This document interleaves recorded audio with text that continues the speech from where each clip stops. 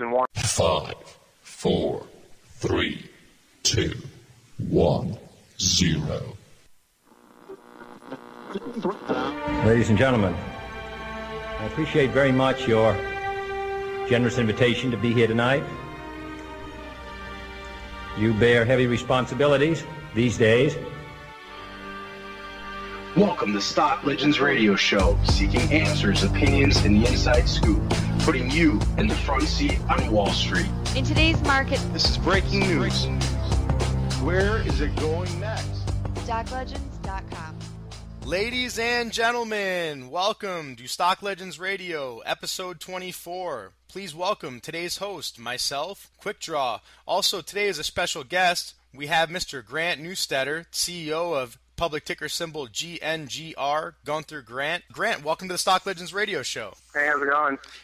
It's going great. First of all, we want to say that we're happy that you made it through the storm safe since you are there on the East Coast. I'm sure you've seen it all over the last week or two, so thanks for taking the time out of your busy schedule to get on our radio show today. Oh, sure. Welcome to be here. So we have a lot that we want to talk to you about today, some issues that we want to talk about and some establishments with the company and some things that are going on with your business. I know your plate's full with some personal issues as far as the storm and some other things going on, but before we get into the topics that we like to discuss as far as your business, why don't you take a moment to tell us a little bit about yourself and what got you into this segment of the industry? Okay. I was, first of all, the storm didn't affect us at all.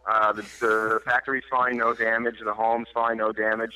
And the only issue we had was just a couple of days off with electricity. So we did some bookkeeping and things like that during the downtime.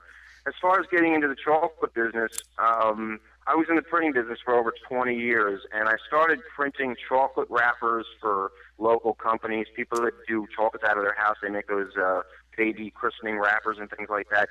And I started to see more and more business come in on a printing level, and then I started exploring that aspect of what I want to do, because I realized as a printer, I could only really focus on my community because nobody wants to give printing to me when they have a printer in their neighborhood across town. So I started focusing on what could I do that could branch out nationwide, and I like the fact that chocolate, everybody eats it and everybody buys it, and it's not just localized to one community. Started doing some freelance mold making for companies because I was a sculptor by trade, and I found out that when I went to these candy stores like AC Moore and Michael's Craft Store, that molds that I made were on the shelf for sale from those companies that hired me to make the masters. And I said, wait a minute, if I'm going to make a master for $150 and they're going to make $3 million off the mold, why don't I go into mold making? From there, we started making molds, but we couldn't make them in a mass-produced method like they had. And then I found out by putting the chocolate in the mold, that's where you can make the real money, because making one master where they make thousands of molds, it's the same as you getting one mold and making thousands of bars of chocolate. That's what got us into producing chocolate and branching out of our territory into a nationwide company. Over the years, I've been to Japan, Canada, I live in Idaho, and I honed my technique for making specific molds that no one else was able to do, and we went into the ad specialty industry. We started making, I think when PlayStation came out back in, I think it was 86 or something like that, they contracted me to make a triple colored PlayStation, that logo they had in chocolate, and I didn't think I could do it, but I figured a way to put colored ink on chocolate using my printing technique and applying that with food-proofed inks and materials to be able to achieve that. And from there, we started doing lots of ASI work, which is ad specialty. I found out that it came and went. You never knew when you were going to get that order. Then we decided to go full retail and get product out to stores. I've made a lot of companies very wealthy using my technology over the years. Now, a lot of the articles say Grant's been in business 35 years, but that wasn't under my own company. So people say, well, how could he not be successful now after 35 years? You have to keep in mind that when I started Gunther Grant and Got Chocolates, it was only 2008. Prior to that, those other 27, 28 years were making other companies rich off of my technology. We decided, let's bring it all in-house, start from scratch, and do it ourselves, which we are now. That's a great philosophy. Now, what made you decide to go the public segment route rather than staying in the private sector? Okay, that's a good question. If anybody Googles going public, taking your company public, The reason why companies go public, whether it's Microsoft, IBM, Oracle, Apple, they do it for one reason. And the question was asked to Stephen Jobs and Bill Gates and Warren Buffett, why did you go public? To raise capital. Why do you need to raise capital? To achieve more in less time. And what I mean by that, it would be the same as telling a child who makes a lemonade stand, listen, we're going to give you 10 gallons of water, but only one lemonade, so you can only make 2 glasses at a time. But if you go out and get a loan and buy a whole barrel of lemons, you can make more lemonade quicker and sell more and make more money. So going public was sort of like we needed to leverage our stock and our public structure to raise that capital. But what you don't know when you read and search Google is after you go public, there is no capital. There is no magic wand where somebody comes in and says, wow, you're public, here's a ton of money. We found a very hard lesson that going public didn't necessarily mean you were going to get the capital you need. And spending upwards of $400,000 to go public, we found ourselves in a situation where let's take it to square one again, and we'll keep the company going, keep our core business, keep our customer base happy, and keep chocolate flowing out the door. And now let's focus on what to do next, which has led us to this whole liquidity situation with all the new interest in the company. We did decide to market our company to the community, the investment community, and to individuals, and that's what led us to where we are right now, getting the stock liquid and getting some interest in the company to see what happens next. Now, do you primarily try to focus on one particular aspect of the industry, like, for example, manufacturing or, highline type of chocolates, like product innovation, or what is your niche market that you're trying to corner within this segment of the business? Okay, we're taking the same philosophy that 3M did, the big German, I don't know if they're German, 3M. The 3M, you've heard of 3M, that means mining, marketing, and manufacturing and marketing. What we did was we decided to say, let's do everything we can in-house. Let's not rely on any outside sources. Why pay somebody else to do something we can do in-house? So what we did was we started looking at all the markets, add specialty, novelty, party favors, wedding favors, event favors, wholesale, retail, whether it be in a hotel or chocolates for Whole Foods or chocolates for BJ's Wholesale Club, which we did. But we also didn't turn down people that came in and said, I need 300 lollipops for a christening. We decided to go into every market that we were able to do and make sure that each of those items and those orders filled generated a profit for us. We weren't a company, we didn't want to be a company where 2/3 of the company supplied the revenue, but the other 1/3 was a loss, but it was still part of the core business. There's nothing we do right now in our business that loses money. If it does, we stop it and get rid of it, including different product lines. Some products failed. I'm not gonna lie. I mean, we invented some products that were quite numerous that flopped, but get to that point from conception to market only cost maybe $500 or $600. Or if you take a company like McDonald's, they spent $150 million marketing the Arch Deluxe, which was a complete failure. The stock took a real hit because of that failure. Then they had to spend $15 million marketing it and then cancel the product. We did the same thing with the chocolate product, but instead of $15 million or $150 million, it only cost us $500 to $600. Same thing with the new Coke recipe or Pepsi Clear. These companies spend tens of millions of dollars trying to see if the new product works. Well, we could test a new product in our store at very little cost, and if it works, we take it national. Now, what is the average profit margin on chocolate? There's different aspects of the industry. There's like a bulk aspect, and then there's more of a gourmet type of aspect, which seems to be more or less the route that you're segmenting towards, especially with your new marketing strategy, which we'll talk about in a second here. But what is the profit margin on chocolate, and is there any leakage? The profit margin on chocolate, and most people who are maybe listening to this interview know somebody that made lollipops out of their house in a little mold on the table, and knows that when they went out and bought chocolate from A.C. Moore or even just a local candy store, melted it on the stovetop and made a lollipop and sold those lollipops for $1.50, that chocolate lollipop only cost them out of their pocket 25 cents in materials. Now, we're not a couple of homebodies just sitting around the house making lollipops. We have high-tech equipment that's high speed. But the profit doesn't change. It actually becomes higher because you're able to make more. So if the profit margin is over 65% by doing it by hand in your house, then any element of automation means you're going to get more product out in the same amount of time and make more profits. So the profit margin on chocolate is extremely high, which is the reason why the Mars Company and the Hershey's and the Nestle's are all in multi-billion-dollar profit ranges, while other companies are in the negative. We operated the last 2 orders that we did for 2 large casinos. We did a 65% net, and that was off a wholesale price, mind you. Now, if we were to sell those bars retail direct from our website, the profit margins go up to about 85% net in our pocket after all costs, labor, overhead, insurance, rent, and I take everybody out to lunch, and that's also included in the overhead. So, we'll have to make sure the investors call and set appointments. Now, interestingly enough, I like to say this: we outsource to the U.S., and I coined that phrase.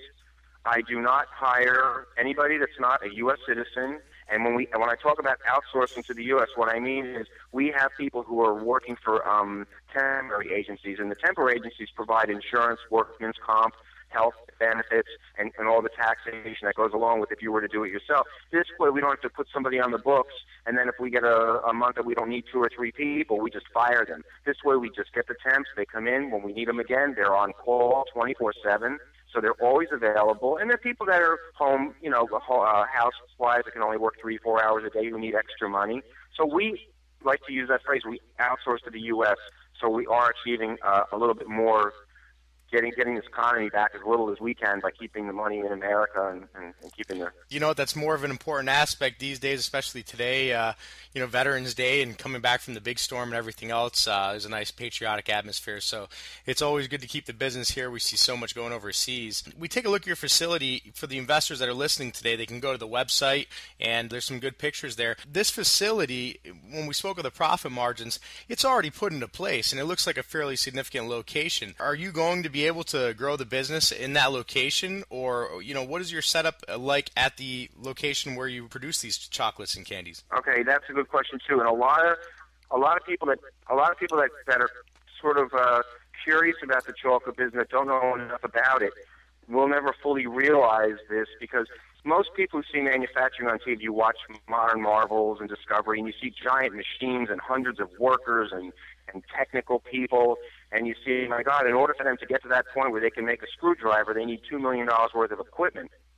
And the difference between that manufacturing and what we do, which isn't highly visible in the marketplace for people to understand, is we don't need a lot of space, a lot of labor, and a lot of room to make a lot of revenue and a lot of product. About 90% of all of our room in our factory is used to house merchandise that's already made, whereas only 10% is the production facility. And what I mean by that is, I can give it to you in a mathematical breakdown. The chocolate kettle that we use occupies a 3-by-3 foot space on the floor, holds 250 pounds continuously tempering chocolate. The person that pumps the chocolate occupies a space the same 3-by-3 foot square where the pump is. After that, somebody hands that person the molds. They go into the refrigerator, which operates maybe a 4-by-10 foot location. After that, they go into the next room. They're taken out of the molds, boxed, packaged, and shipped. Now, if we need to increase our profit and our revenue and our production, let's say 4-fold, I don't need a facility that's 4 times as large. All I need to do is buy another machine and occupy another 3-by-3 square feet. Now my capacity doubled, but the factory didn't double. So people don't realize that to make more product, it wouldn't let, in respect, I'm sorry if I'm getting off on a tangent, but if you needed to make 100 pizzas at once and you owned a pizzeria, you can't do it. You would need 50 ovens to put 2 pizzas in each oven, and then when the pizzas were sold, you were stuck with all these ovens. That's what happens to big companies when sales start to diminish. They are left with huge factories that you see on TV empty, and the first thing they do to maximize profits is they fire people. So their business structures are, let's make as much money as we can, and to keep the profits high and the stock high, let's generate revenue by closing factories and firing people. We don't have to do that, and we never will have to do that, because our labor costs never go above 5% of the gross product that we sell. We never have a 40 or 30 or 50% labor cost like some of these other companies. That's why, even if we have to give a discount or points off to, let's say, a distributor, 5 or 10 points, so they could be our representatives to some of these big clubs, we're still netting 55 to 57% off of 65%, and we never have to fire anybody or lay off people or try to find a factory that's immensely enormous to fill that order. All we do is buy a few more pieces of equipment. And Warren Buffett said it when he bought See's Candy, and it's on my website. When he bought See's, his profits and sales went from $4 million to $60 million, and it didn't cost him any more money other than the ingredients to make the product. He did the same amount on the same amount of equipment in the same factories without having to buy more equipment. He had to hire more people to package, but he didn't have to increase space or buy more equipment. So that's where our market is a little bit unique. And if people really search chocolate production and looked at my video that showed how two people can pour $9,000 an hour in product with no skilled labor, you could see for yourself. If they just had 5 more square feet right next to him in that video, they could do $18,000 an hour in the same amount of space. I did see that. Yeah, I did see that. That's actually pretty amazing. And, you know, I've always liked businesses where you have the opportunity to express a creative edge.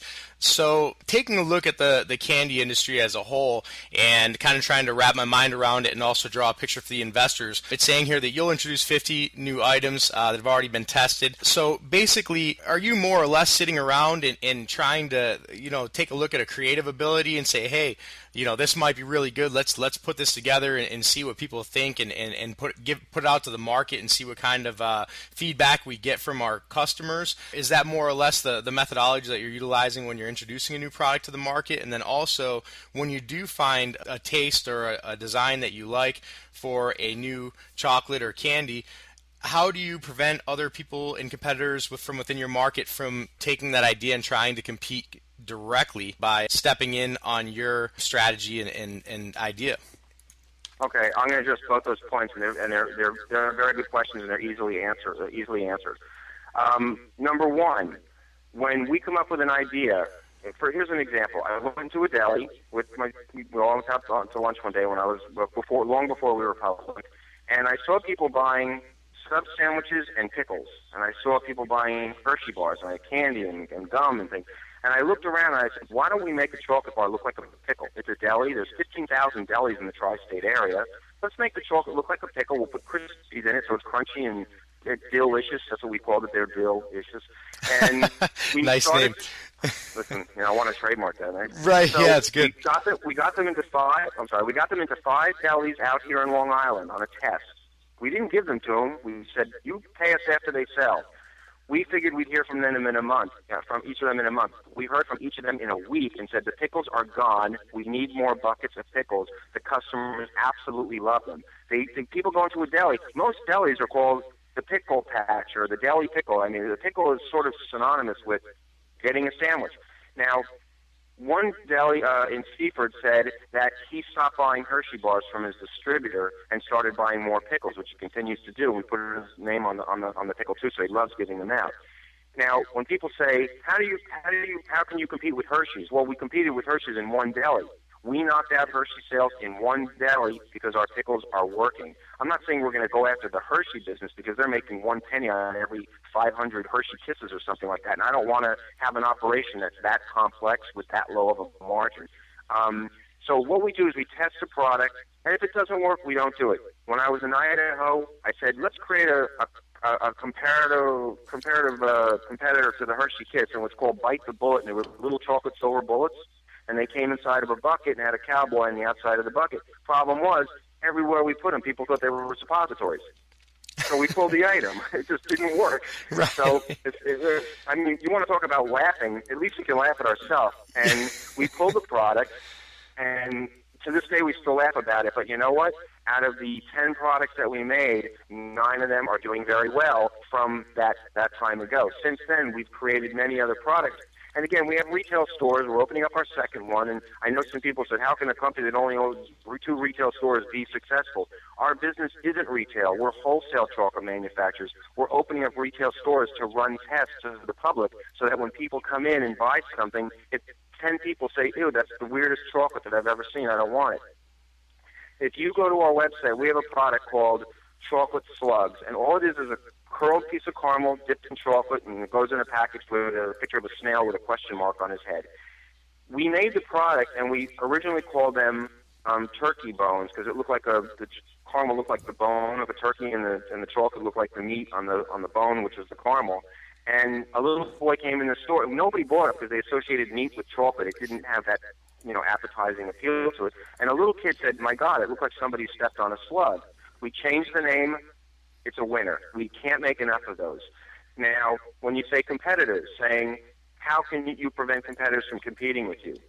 When we brought our fudge to Whole Foods Market, it was not vegan. And I know there's some people talking on the internet about how they're so glad that our fudge doesn't have beef in it. I mean, they're being very derogatory, but the simple fact is the vegan market has become a multi-billion-dollar market, especially with kids who don't want to eat animal products. So when we say our fudge is vegan, it's not there's beef in it. We just don't use dairy butter, and we don't use cream. We use almond milk and coconut oil. So it's a simple switch-off.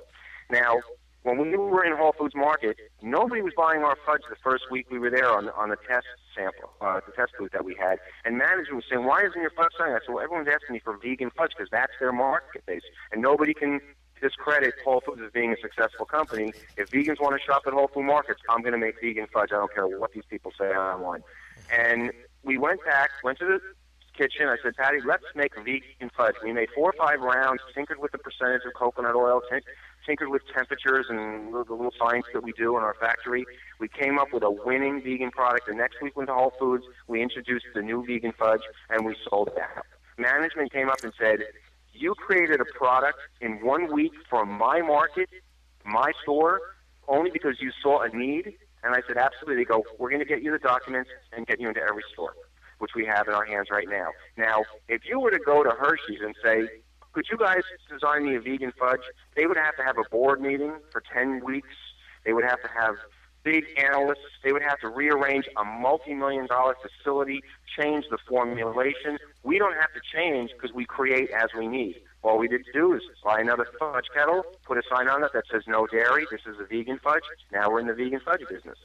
Whereas Nestle's, Hershey's, Mars, those big companies, they would never come up with a new product where it didn't cost tens of millions of dollars in marketing tests and research groups and things like that. We know the candy industry better than our big billion-dollar competitors because we don't wear 3-piece suits and go to big board meetings and try to figure out how to hang on to a profit margin. We put on our jeans and our work shirts, and we go in and we make molds and we make chocolate and we test it. We got that Napoleon bar out and we showed that to 4 buyers, and it looks like it's going to be a huge hit. It's the chocolate vanilla strawberry bar that was released on a few news releases ago on the Newswire. It's a little complex to make, but we know how to do it. And our competitors, they're not going to want anything to do with that. They just want to make the Hershey bar and the Kisses and be on their way. So we're attracting people that want more, they want better, they want gourmet. And okay, so maybe if the thing is has a little bit of a funny spin to it, like the pickle or the Napoleon bar, puts a smile on their face, they're willing to pay a little bit more. So we can charge a little bit more. We can't come in at a 10 million candy bars a day type of facility, but we can still be easily a 7-8 figure company in the long run. I'd have to agree. Now, just taking a look at some of these pictures here that you have laid out for the investors, and they can go to GuntherGrant.com and take a look at your facility and some other pictures that you have. And, I can't help but to notice that you guys have what looks like to be some very well-presented packaging. Now, did that come from your printing background, I assume? Yes, presents very well. My printing background has allowed me to be the box designer, the artwork designer. I even actually make the patterns for our own dies when we hand cut the molds. So all the packaging you see for the gold boxes and some of the other items are our own packaging. So we have the molds and the dies for those. We can't trademark them, I don't think, but the box company is under some contract. They won't let anybody else use that die. And again, we're not really worried. The only time Hershey's, Nestle's, Mars, and all those other big companies, the only time they're going to worry is when we start doing $50 million a year or maybe less. They're not so concerned with me, but what they will be concerned with is when we go to the Candy Expo in Chicago and we unveil 10 new products that I'm not even going to mention to you. 2 of them, absolutely top secret, only 3 people know what they are. We showed that to the buyer of a major chain store. He said, "What would I have to give you if you give me exclusive on this every single year for the next 5 years and compete directly with the Advent calendar?" And I told him, we'll talk in the future because my facility can't handle a $14 million order right now. I just can't do it. So he calls me and asks, "Is that product going to be available? When will it be available?" They still want it, but we have to get some of our ducks in a row prior to committing to an order that large, and that's what we're working on. this industry actually is poised for growth, even in a down economy. They were saying even with the economy down, the trends continue to grow in the gourmet chocolate side of the industry. Product innovation side of the line is how they kind of break it up into segments. Brought a 16% new product release in 2010 and is expecting to see an overall growth of 13%. 2010 to 2015. And where I'm getting these statistics from is franchisehelp.com. They have industry stats here, but basically what they're saying is if we look back just 5 or 10 years ago, bulk was the big thing. I mean, we even saw the huge bulk sections in the grocery stores. Everything was bulk, but now presentation is half of the battle, and that's where a lot of the companies are struggling. You have to have a good product. People want to try something that's unique.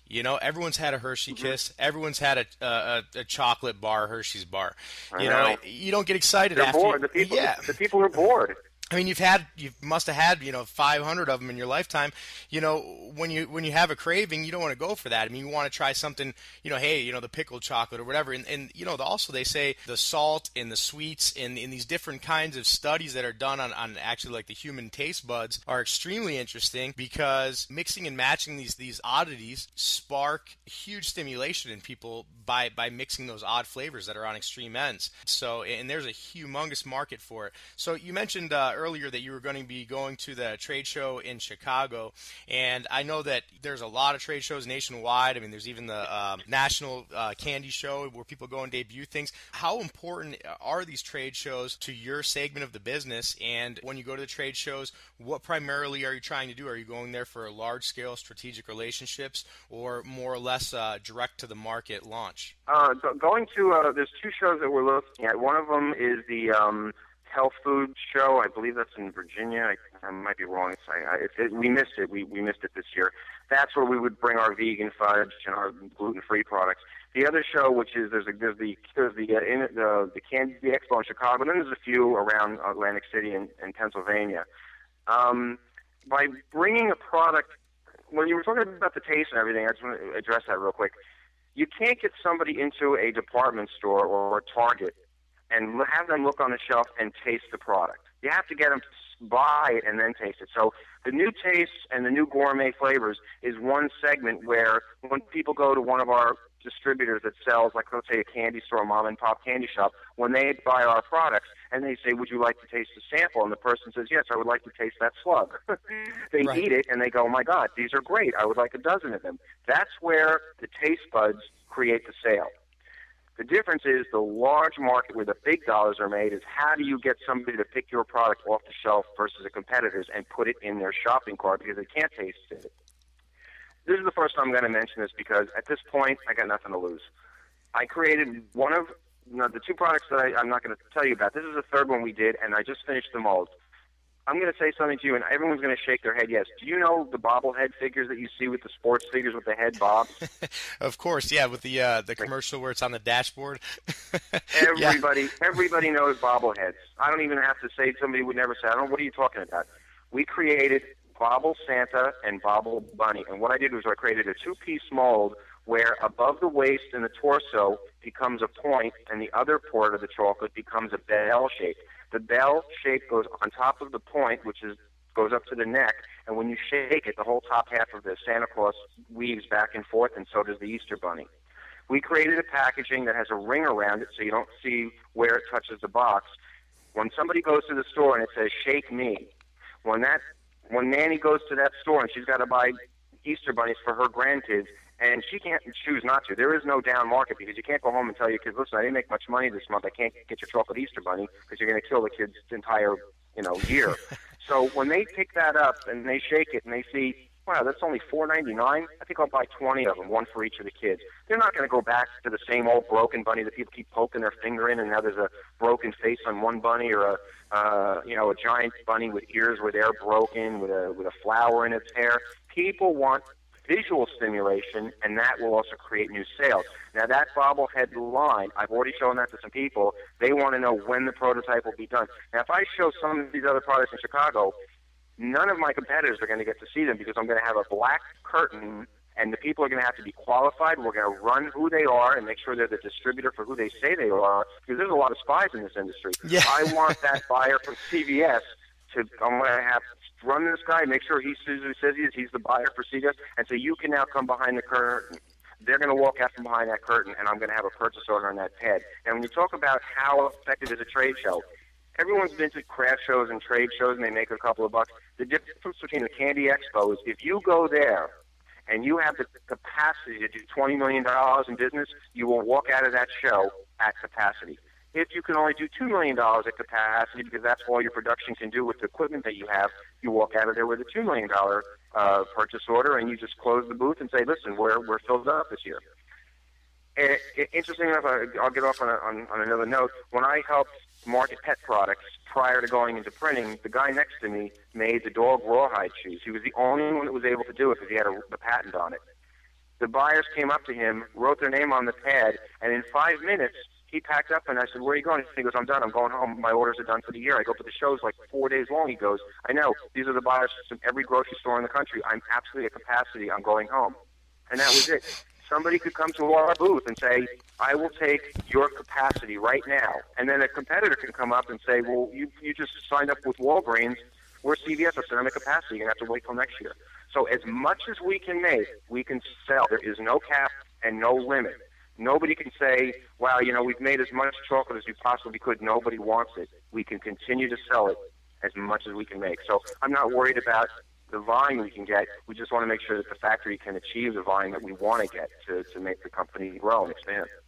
Now, how exactly does that work in the chocolate industry? Like, if I had an invention or, some kind of idea, I could go put a patent on it. I mean, can you actually patent a chocolate? And, how do you protect yourself against the spies, the people that come and get your ideas and decide to, recreate it themselves and say that they came up with the original idea? Well, Coca-Cola's formula is not patented. It's called trade secret.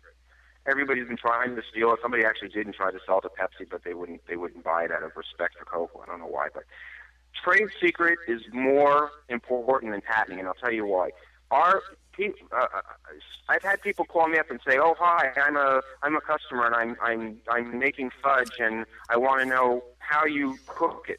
And I said, well, I don't tell you how I cook it because I don't have to legally, I don't have to put that as part of the ingredients. You can take my ingredients just like you can with Coca-Cola, but you cannot make Coca-Cola because the way they produce it is trade secret. Once you try to patent that, and you have to put in every element to get that patent, now everybody can read that patent and say, hey, we can copy this and change one tiny little element that's not noticeable on a taste level, and now we can absolutely compete with Coke.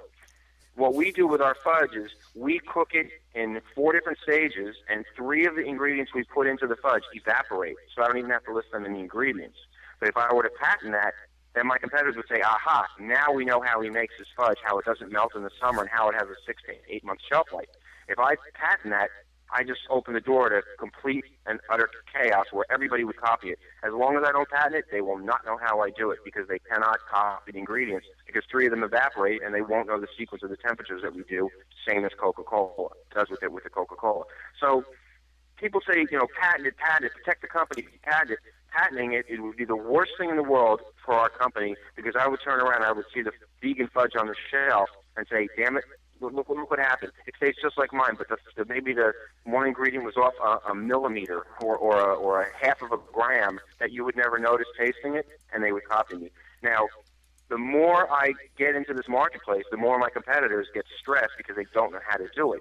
That's where they start taking a look at your company and saying, is this guy going to be a threat? Not now, but will he be in 5 years from now, and why aren't we making vegan fudge?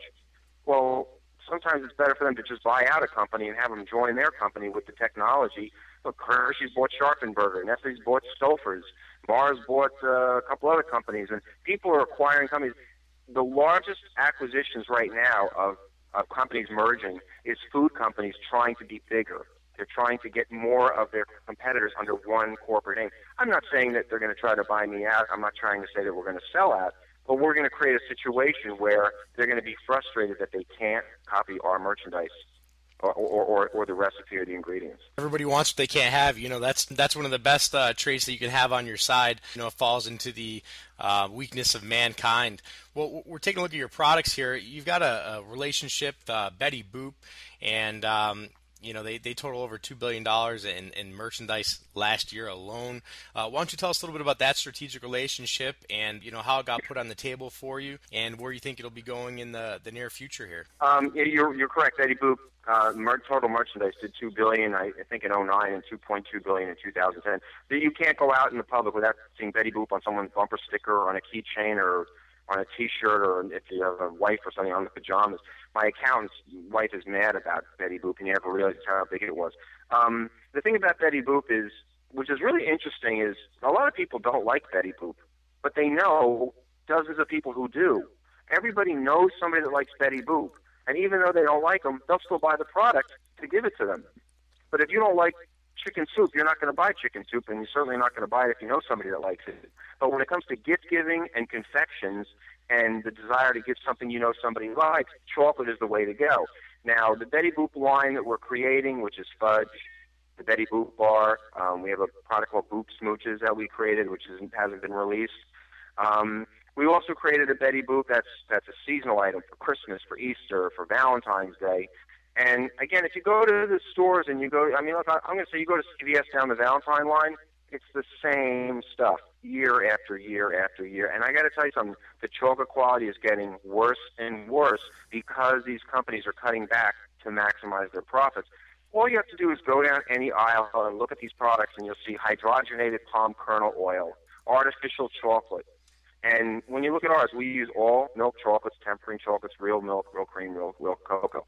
The Betty Boop line is going to be a higher-end item made with better chocolate, better ingredients, roasted gourmet nuts, better packaging, because this isn't a product that somebody's going to buy in a 7-Eleven like they buy a Hershey bar just to eat it because they want to fill a craving.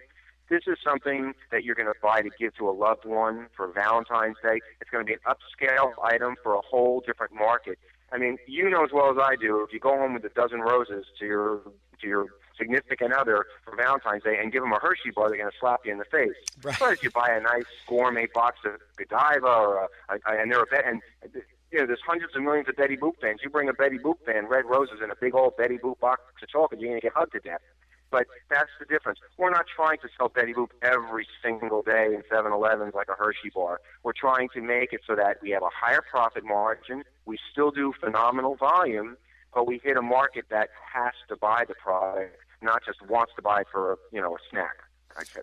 Right, yeah. Your philosophy makes sense. Rather than expanding yourself to the limits where you have no room for error, you stay in an area where you have profits coming in, you're able to, be creative and focus. A lot of times companies try to grow so fast and accomplish so many things, they lose that creative ability. And, especially in today's market, everybody knows things can happen at the drop of a dime that can significantly, affect your bottom line. It seems like you're going the right path. I'm looking here. You guys did the World Trade Center giant chocolate bars. These are really gourmet. Yeah, these are excellent. The presentation is phenomenal. It's not your average run-of-the-mill, real quick stamp type of deal. I'm looking here. These Wonka bars that you have, they're legit. They're right out of the movie. You got the giant trade towers buildings, that are all wrapped and chromed out. The Empire State Building. Or Empire State Building, yeah. You've got the fudge packaging. It looks amazing. The packaging really looks nice. So, and you can tell that you have a background in that side of the business. So, the fact that you come from that background and also, have a good creative ability to be able to match and mix a lot of these things, kind of puts you in a segment of the market that's a little bit more exclusive. A lot of people aren't able to wear a lot of hats, and you can't rely on a professional printing guy, when you're trying to, run a kiln full of fudge. It's just not easy to multitask. So it looks like a great setup that you have here. Now, what are you guys planning over the next 30 to 60 days? Anything that you can talk about, or any other situations that you want to discuss as far as misconceptions in the market? Oh, you want to start this? I'll be happy to talk about it. There's a lot of the moment first of all, we were sitting in a dormant stage, not dormant, not making money. We took a year off, restructured the factory, just like somebody who got a couple of extra kids in the house and they need to look for a new home. We decided, let's expand the business at less operating costs, more streamlined, better electricity, better capacity, better cooling. We found a location in Farmingdale that's absolutely phenomenal. It's 1/5 the rent from our previous place. And what we did was we decided to stop for that year, regroup, and when we resurfaced, we didn't have enough shares. We were all a company that had 8 million shares in the float. We were only a 35 million share company with only 8 million shares in the float. Well, everybody in the investment community knows that's not enough shares, and there's no movement. Now, liquidity, and I know everybody knows that name. Everybody screams liquidity, liquidity. You've got to have liquidity. So how can you have liquidity with low shares? Now, before we did our marketing and before we did our interviews and before we even decided to let the investment community know we are here, we decided to make the decision we have to increase our shares prior to releasing the news to the market. Now, by doing that and not increasing the shares after we released that news to the market, there was no dilution. What we did was we increased the shares so we could bring 108 million shares to the float, up from 8 million. We did 8,505,450. So we had 108,505,450 in the float, and we decided to start marketing. Now, the misconceptions of oh my God, people are saying, oh, he's spending money on advertising, he's pumping and dumping the company. Well, if you own a pizzeria, you have to advertise you've got a pizza and a restaurant for people to come in, and that advertising isn't free. It costs money. So what we did was we just basically said, hey, we want the investment community to know that we are here. And we did that. We paid for some advertising and some marketing and some research and some here we are news releases. But none of the news releases were based on intent. We're not like the guy that says, listen, if you invest in my company, we may find gold, but there's no guarantee. We are making chocolate. It's going out the doors. We've got the purchase orders. I can show you the checks, and I've even put them on the website. Here are the checks from BJ's Wholesale Club. Here are the checks from our ad specialty companies. Here are the facts about our company. We are a revenue-generating company. Sure, we're not doing tens of millions of dollars yet, but the other misconceptions are a lot of people are saying, well, how can a company with only $200 in the bank operate? We only had $200 in the bank the time we filed because we opened up a new bank account when we moved the factory to a whole new town, and we decided, let's take some money out of our pocket and open the account since we're here, and we'll just tell the accountant that, look, here's the new bank account and here's the new facility, so it looked like we only had $200 in the bank, which was far from the truth. We had money in Gunther Grant, Got Chocolates. We had money in Each Stuff for Sale. $200. How could anybody think we could operate at $200? So the misconception that people have is, we want liquidity. We want liquidity. Everybody, I heard you and I responded. Here's the liquidity, but it's not a lot. As soon as I do it, people scream dilution, dilution, dilution. Dilution is diluting the shares after we did the increase. We've only done one increase to create the liquidity. After that, there was no more increases, which means that there is no dilution. The dilution would mean we increased again and again and again and again, which would reduce 4% ownership. We've never done that at all. We created the liquidity. We released the news. There is no dilution, and we don't have just $200 in the bank. Otherwise, I wouldn't be talking to you on the phone right now because we couldn't pay the phone bill. Well, yeah, so, you'd be out tap dancing or trying to chase down your little orange men. Yeah, exactly. I mean, the people are posting that the CEO bought 2 new cars and a boat with your investment dollars. That guy calls me up and says, is it true that you bought 2 new cars and a boat? I said, who the hell is this? I mean, what do you get out of the stock market. This isn't for you. I drive a 1993 Buick Roadmaster. That's all, and I don't have a boat. So I'm getting people are bombarding me with, and I'll answer the questions right now. If you want to call me and question whether somebody that's posting negative comments on a public forum who don't know you and you don't know them, and for you, they don't even care a damn about those people they're posting to, they have an agenda all on their own. 3 people or 4 people come into a chat room, and all of a sudden, when our liquidity starts, they show up and start bashing you. Well, where were they before the liquidity? Why weren't they telling me I was a bad company before the stock started moving?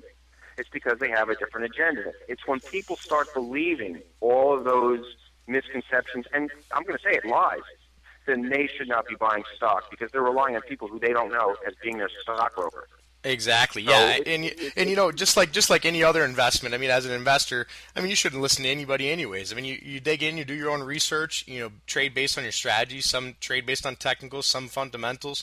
I mean, right now, the stock is in a position where it is at a shortable price, especially on the peak. You guys saw a huge increase in price just here recently. That stock is right there in the zone for both sides of the market to get in and play ball with 90% of the brokers in the market. So, you will get that factor, people playing on both sides. Of course, you coming on the radio show and doing things like this, trying to chase down a way to keep an open line of transparency, obviously helps significantly with the investors in the market. So that's huge, and we also commend for that. So what are your plans over the next 30 or 60 days? You guys have any trade shows that you're going to, or any other orders coming in, or new products, or anything that you can kind of just give us? I know you said that a few new products that you were getting ready to release behind the black curtain, but anything that you want to kind of leave the investors with, something to look forward to in the short term? Sure. I'll address the two questions. One, just to let you know about being transparent and things like that. I'm going to tell you what's today's date? November. What is today's date? Today's the 11th. Today's November 11th, 2012. My name is Grant. You said I'm the CEO. I have not sold one single share that I own to the float. I have not registered any of those shares as documents by the SEC documents or any OTC documents that is allowing me to clear my shares. My shares are restricted. I have not sold, and I will not sell any shares, even though people are saying Grant's selling all his shares and he's diluting the shares.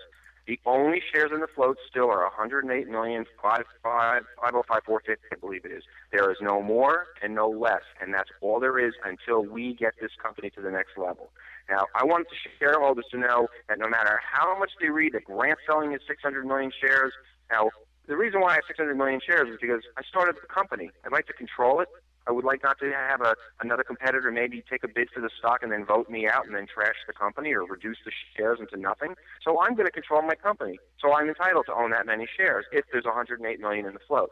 That said, people who want to know where we're going and what we're doing, we are continuously getting casino orders. Now, a while ago there was an article written about this technology that we're using for casinos to track prizes that's foolproof so people can't cheat casinos out of these prizes. Well, interestingly enough, 2 orders came in that are using that technology, and they're not even applying it to chocolate. They want to buy the product that we make with the ticket with that barcoding system on it, and they're going to use it in a promotion that has nothing to do with chocolate. So I looked at my team and I said, this is really interesting. We've already gotten 2 orders for products that aren't even chocolate related because we've applied certain technologies to chocolates that made the chocolate more marketable to that casino industry because of regulation and gaming casino regulations. Now, historically, 90% of the chocolate orders are going to come in the cool months. That means that's starting now. Once October hits, all of a sudden, the orders start flowing in, Christmas orders. And interestingly enough, I think it was probably done on purpose, but all the major chocolate holidays are in cold weather. Valentine, Easter, Christmas, Thanksgiving, I believe Mother's Day. There is no holiday during the summer that requires a chocolate gift. Yeah, I never thought of that. Well, that's amazing. You got to wonder, did the chocolate industry lobby this during the turn of the century in the 1600s? I don't know. I just find it funny. However, we took our fudge to BJ's Wholesale Club using our trade secret manufacturing technique that prevents the fudge from melting in the summer. Now, I'm going to say this right now, it is not a sugar-based fudge. And what I mean by that, and this is for the shareholders to get an idea of, and they're all going to shake their heads when they see this, have you ever gone to a tourist attraction or out to Nantucket and you buy some of that lovely homemade fudge from the little guy in the little cute little store, and the next day you go to eat it again, it's hard as a rock, you break your teeth. Okay. Right. You have to eat that fudge at the time you buy it because the next day that sugar is going to crystallize. Whether you heat it, refrigerate it, or pack it in a hefty bag, sugar crystallizes. That is a chemical fact, not my own ideology. So what happens is the industry says, how can we get this product to the people, knowing that they're never going to come back because we're never going to see the tourists again, and knowing that if we did this on a wholesale level, no one's ever going to buy our fudge again because they're going to say it's crap and it breaks your teeth. So what happens is the fudge industry is sort of like taking this whole tourist attraction situation. You can't go into a 7-Eleven and find 8 different kinds of fudge the way you can find 8 different kinds of chocolates, because the people that make it know it will never work. It might work once, fool me once, shame on two, fool me twice, shame on me, because it'll be a product that people don't eat. Now, we've solved a problem that creates all those summer months of downtime for the chocolate industry to a new type of product that we tested in 5 BJ stores. We were the only chocolate that was selling in when we were in BJ's Wholesale Club, 5 different locations selling the fudge. People, I believe one day it was about 111, it was 101 degrees. It was so hot that people were saying, don't buy that chocolate, it's going to melt outside. We guarantee them, you buy our fudge, it won't melt. People were coming back week after week after week in those months that we were there, and they kept buying the fudge. But interestingly enough, what they didn't do with chocolate, even in the winter months, nobody went and bought a case of Hershey bars and then said, we're going to a picnic, let's buy 3 more cases. You just don't buy 5 24 packs of Hershey bars to bring to a party. People came back and said, we need one of your raspberry fudges, my uncle wants another one, I need 2 more chocolate because we're going to a barbecue, we want this to be a dessert and give it out to people because it's gourmet.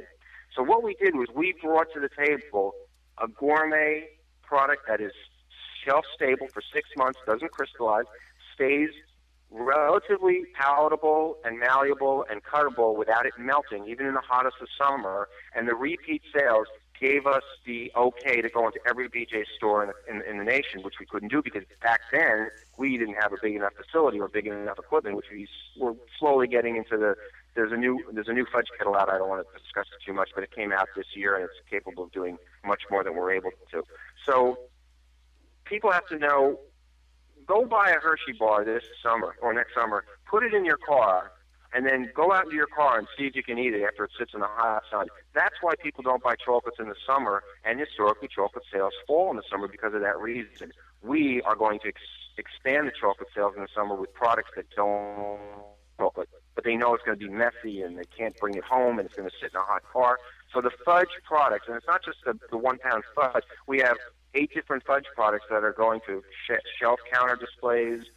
We have ones that are 1 pounder for the gourmet market. We have the ones which is like the little 7-Eleven. They look like a little syrup container. When you get pancakes to go, you get a little syrup container. It's like 1 by 2 inches. That's going to be the little individual self-serving piece, and that's going to allow people who want a chocolate product to go, hey, you know what? This is edible in the summer, but it also tastes better than the competitors, which is going to lead them to keep buying it in the winter and the fall months. Well, yeah, so exactly. I'm not worried. Exactly. Sorry, I was going off on a tangent. No, go ahead. No, you're fine. Yeah, and then also, from the store's perspective, you got to think of, refrigeration space, shelf space, to have a stable product. If the customer base doesn't know it and it sits there for 2 weeks, well, if something goes wrong in that product, it is no longer sellable or, loses its, its taste or its structure. That's shrinkage, and that right there is one of the largest problems that these retail type of locations have to deal with. Absolutely. Like when these candy distributors distribute candy, they're in cold warehouses, they're delivered in refrigerated trucks, then they go to a location that's refrigerated, whether it's a retail store, but that doesn't mean the guy with the, a black or brown car with black leather interior sitting in the driveway for 4 hours in the baking hot sun is going to be ready to go to handle that product delivered to a relative or a loved one.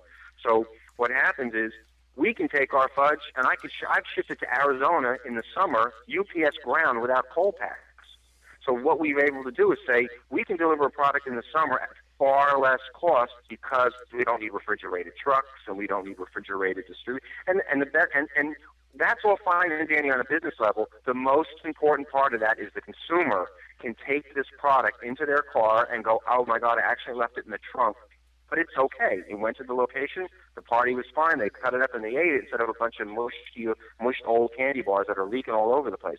That's what the goal is get the consumer to know it's a stable, safe product year-round, including the hot summer. So, exactly. and it cuts our costs way down. The refrigeration costs are way down because we don't have to refrigerate any warehouse space. Exactly. And you know what? More than most other industries, it's got to be a high percentage. I don't know of an exact statistic, but you know, the people that are usually on the retail end of this business, you know, they want a large variety of chocolates and candies and things like that to be able to present. So, you know, they can't sit around and make all these little intricate, you know, different kinds of candies. So what they do is they go to, you know, manufacturers. They'll go to 10 of them, 15 of them, 20 of them, and they buy bulk. And, you know, a lot of times, you know, they'll have their shrinkage, you know, a certain amount of the product that gets thrown away. They've got a certain amount of product that the customer base doesn't like. You know, so they've got all these different things that they have to kind of work into a system. It's actually, you know, not the easiest business to get into from the retail side. So having a key product that they can put on the shelf and not have to worry about 80% of the normal technical difficulties that they deal with, you know, with a normal product, I mean, that has to, you know, put them at ease. Can you use that same type of technology or process on other types of candies, since, you know, you're preventing the crystallization of the sugars? I mean, you'd have to be able to apply that to other types as well. Is that correct? Well, we're going to stick to chocolate base. We're not going to get into any other kind of odd candies, hard candies, thing like that. It's too much. Getting back to like what you said about the stability and the shelf stability. Many people have bought in chocolate bars, and you've opened up, and they looked white, like it was gray on the outside. Right. Yeah, they lose their color. Yeah. Okay. A lot of people think it's old, and it's not. It's brand new chocolate. That's a term. It's called slating because it looks like a slab of slate with the gray. You can rub your finger on it and draw your name. Slating occurs in cocoa butter-based products like Hershey bars and Nestle bars and anything with cocoa butter, chocolate bars. What happens is chocolate is like a sponge, and if the sponge is squeezed a little too much or not enough, it either won't absorb water or it'll leak water. Chocolate is a sponge. If you eat chocolate in a room with fish the next day and you eat it, it'll taste like fish, believe it or not. When chocolate in the summertime has to be under absolutely perfect conditions, what happens is any little element of that transition from manufacturing to the consumer's mouth changes, even by fractions of a degrees in speed, meaning it got hot cold or it got cold too fast. The cocoa butter squeezes out of the candy bar and it surfaces, which is the gray that you see. That's actually cocoa butter, which is called slating. You're actually squeezing the cocoa butter out of the chocolate. The thing about the fudge is it's not a cocoa butter base. So it doesn't have the slating effect. It never changes color, it never changes. So now we have this fudge product, and we're like, now how do we improve on it? Like you said, making more flavors and expanding. Well, let's make walnut fudge. Fine, let's make almond fudge. Let's make Rocky Road fudge, marshmallows and roasted walnuts. We make caramel fudge. We have people roll caramel into little balls, and we drop them into each fudge, and when you cut it, you see little circles of caramel. So we have to expand on what we know works in the summer. Knowing that chocolate works in the winter, that's no problem. That's a given. But what do we do to expand on this market for the summer that is the same billions of dollars that happens in the winter, but the sales drop? Let's get a larger portion of those sales, but not everybody wants chocolate fudge. Somebody wants vanilla, so we make a vanilla fudge. We make a maple cream. We actually make a new pumpkin pie fudge. So we have to make our fudge the new large menu of gourmet products to suit every taste buds needs, rather than just the plain chocolate. We don't want to just be like the plain across the board. So I don't know if I'm answering the question correctly, but yeah, I think that's excellent, and that's the type of strategy that you need. I mean, you know, you've got to, you know, everybody gets into a kind of business until they've got something that they say, hey, you know what, we've got something a little bit different here than what we might have had in the previous years. You know, look at the reactions. You know, you're cornering a market that nobody else is cornering. I mean, you found a method that works, and you know that's huge. You know, that's the kind of stuff that people want to invest in. That is why you don't see fudge in ShopRite and 7-Eleven and Target. It's not because people don't want it. It's because nobody is providing it. Again, that misconception is, well, if this fudge is so great, why isn't everybody else doing it? Well, you know what? If the stock market was so great, why isn't everybody making millions of dollars? It just doesn't work that way. Some people have a home-based business, they can't break out of it. Why aren't they in Target and 7-Eleven and BJ's Wholesale Club? Because it's a very complex, and it's not an easy thing to do. This wasn't all, you know, it's you know, they say we're a kid in the candy store, but it hasn't been all fun and games. And we've had doors slammed in our face, people saying you'll never make it. You're a fly-by-night company. You'll never compete with Hershey's, and which we're not even trying to. But there's people keeping their eye on us. We see orders coming in, and we know where we're sending them to. And we've had somebody actually try to come into the introduce their son to my store who wanted to come in as an unpaid apprentice. And little did the guy that brought him in knows that he didn't realize I saw him at a trade show over 5 years ago, and he worked for a competing company in Connecticut. And I'm not going to mention his name. I said, I know you. And he goes, oh, yeah. I go, yeah, you're from Connecticut. You're from XYZ company. And he grabbed his kid and he walked out. They were trying to get somebody in there to steal some recipes. So how can little old Grant and his stupid little old company that people say is a little fly-by-night, how come my competitors are so focused on what we're doing that once we break out of a certain percentage and our products are on the shelf, we're going to be... Now, when our products were on BJ's, and I'll put this apples to apples, our products were on the shelf next to Hershey's, Mars, and Nestle's. 1, 2, 3, 4, and there was Got Chocolates. The buying public didn't walk in there and go, hey, I'm an investor in this company. I don't think they're going to... They looked and go, wow, look at this chocolate company. They must be just as big as the other guys. Right. Because all we were is a box on the shelf next to competitors.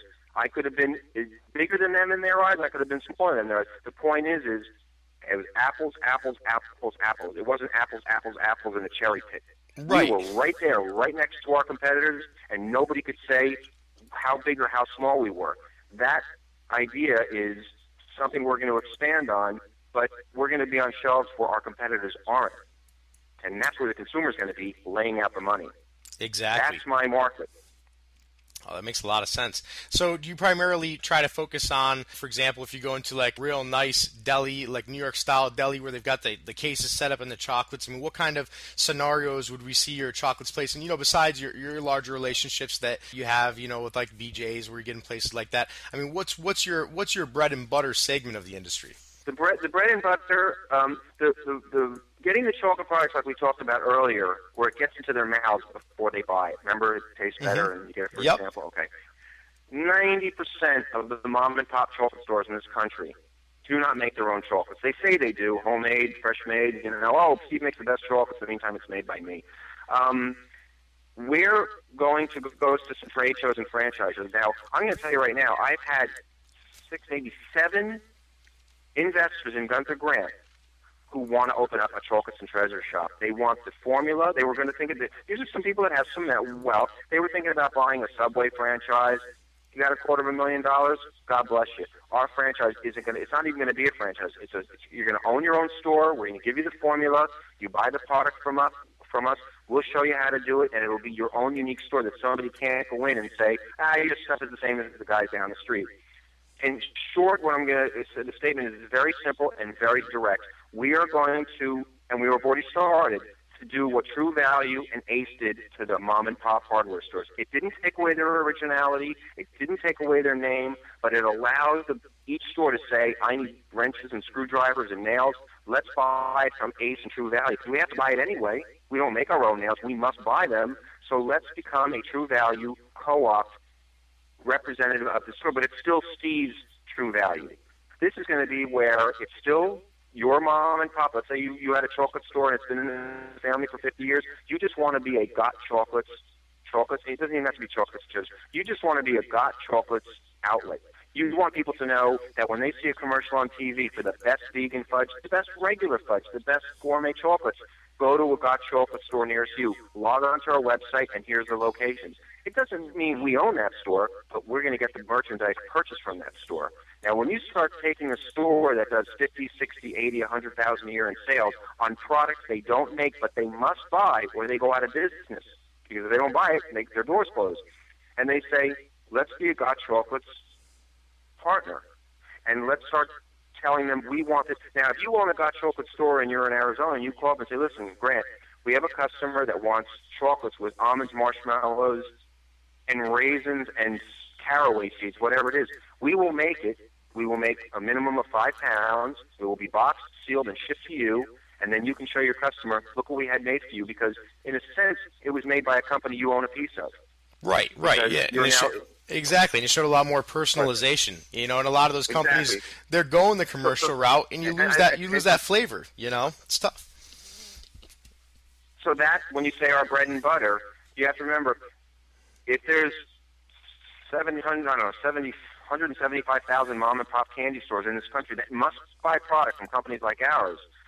We'll see sales from some, of course, some will go out of business, some will retire, some may, whatever. But the point is there'll be enough sales coming in constantly, monthly, annually, weekly, that the bread and butter will be, okay, this week we need to make 1,000 pounds of fudge with buttercream, and 2 of them are going to Steve's, 3 of them are going to, and that's going to give us the bread and butter on holding that 65% net profit. It's also going to give the end user more originality to say, check out this product. I made this from one of my clients. And then the customer's going to say, I went to the local mom and pop store and I ordered special chocolates. He made them for me.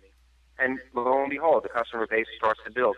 So our bread and butter is going to come from those $100 orders a week, $50 order a week, $2,000 orders. But you times that by 10 or 20 or 30,000 of these mom and pop shops, and that amounts to a lot of money. It also gives us more control as opposed to getting one purchase order for 14 million fudges for Sam's Club, and they want it in 2 weeks, which is not going to happen right now. But we can at least spread it out. It's sort of like we can grow by getting maybe only 50 mom and pop shops. Then we'll get another 10. Then we'll get another 20. Then we'll open up another store. Then we'll open a distribution center. It's not that complex because the product production is not complex. We're not milling metal tires and screwdrivers and giant computer components. We're melting the chocolate, blending the ingredients, pouring it in mold, and shipping it to the client. Just like you saw in the Willy Wonka movie. They poured it, it got cooled, it came out, and it went, and they were shipped out all over the golden eggs. Yep. It really is that simple. And interesting enough, that was the first book I ever read when I was like 8. Well, you followed your true passion. Seems like you're in a good place.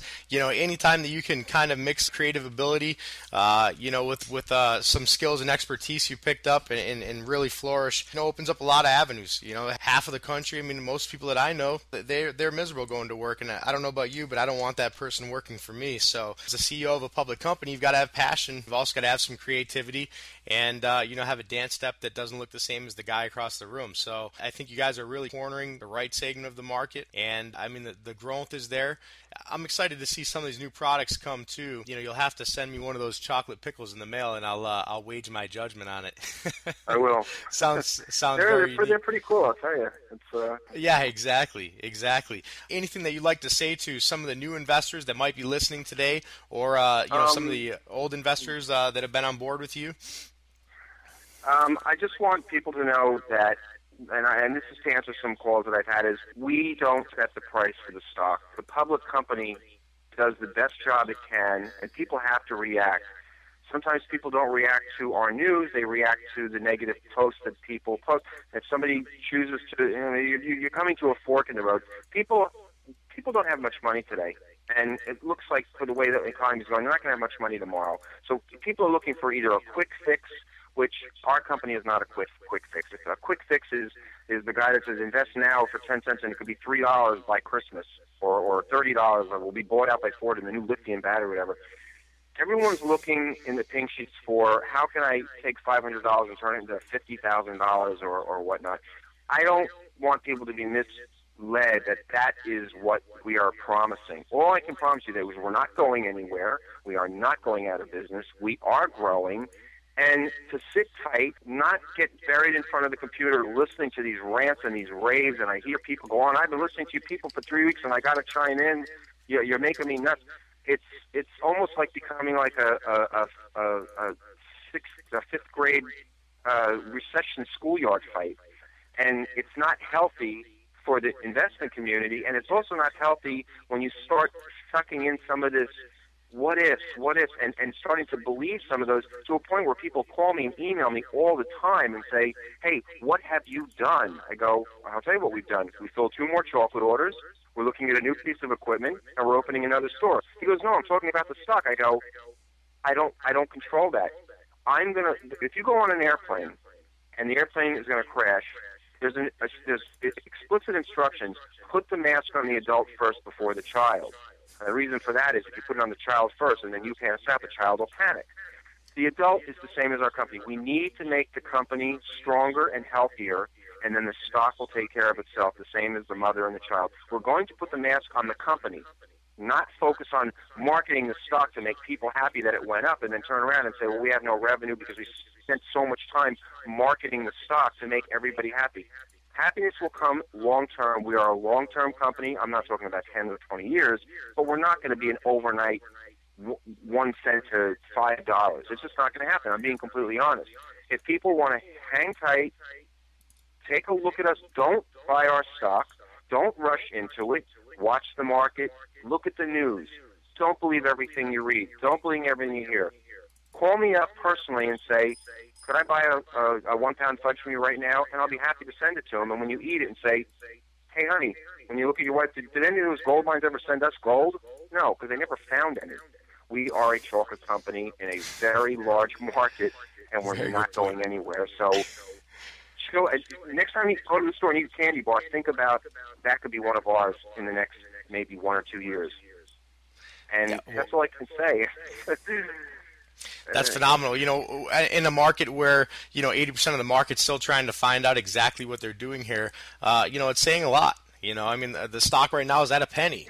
It's 1 cent. It's 1 penny per share, and it is volatile, and it trades some good liquidity. So, I mean, the stock is an extremely good trading stock. I mean, compared to the rest of the market, you're creating your own market. The volume's there. People have the opportunity. Day traders have the opportunity to profit in and out. Swing traders have the opportunity to get in at a beautiful bottom right now with the stock price. And for you're able to showcase a lot of new ideas and kind of penetrate the market. Going your own route. Staying away from the route that the mainstream chocolate type industries would usually take. So. I think it's extremely creative, and there's a lot to look forward to here. Grant, we'd like to thank you for coming on the radio show today, and also we'd like to invite you back anytime in the future. Sure. If you have another establishment or another step forward in the right direction, whenever you decide to unveil your top secret weapon, candy of destruction from behind the black veil, please give us a call and come back on the radio show. I think the rest of the before we're on the radio show, you're going to be seeing it on the shelves, and you'll be saying, that's that company that supposedly bought 2 Rolls Royces and a boat? Yeah, exactly. Well, as long as you didn't wake up after the storm. My friend has a boat, so I don't need one. I just use his. Yeah, exactly. So, again, we'd like to thank you for coming on, and we want the investors today to focus their attention on public ticker symbol GNGR, and also if you'd like to take a look at the website there, that's GuntherGrant.com. You'll be able to go on the website, take a look at the facility, and see some of the products. I think you'll be extremely impressed with the way that they're packaged and put together. Presentation's half the battle, and I can tell you one thing, that the packaging and everything is exactly where it needs to be to grow a very, very good customer base. So thank you for coming on, and we hope to have you on soon. All right, I appreciate it, and call me anytime.